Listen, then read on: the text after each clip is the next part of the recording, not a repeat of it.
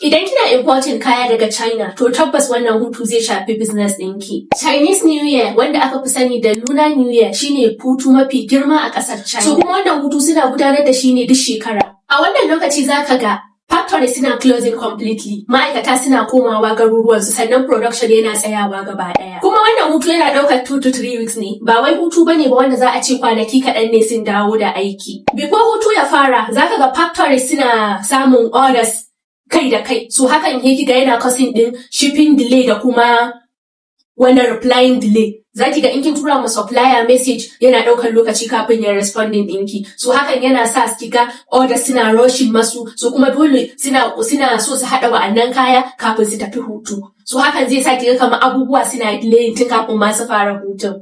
A lokacin hutun zaki ga factories ba su answer messages ko kin masu message, suppliers in kin kira ba su picking calls, sannan kuma shipping lines suna tafiya a hankali. Wannan ga importers yana nufin delay a production, delay a shipping, sannan kuma ƙarin costs ɗin kaya. Abinda smart importer ya kamata ya yi shine preparing ahead tun kafin hutun, ya tabbatar da ya tura orders ɗin shi kafin a fara hutu ko kuma ya bari har sai bayan sun dawo aiki.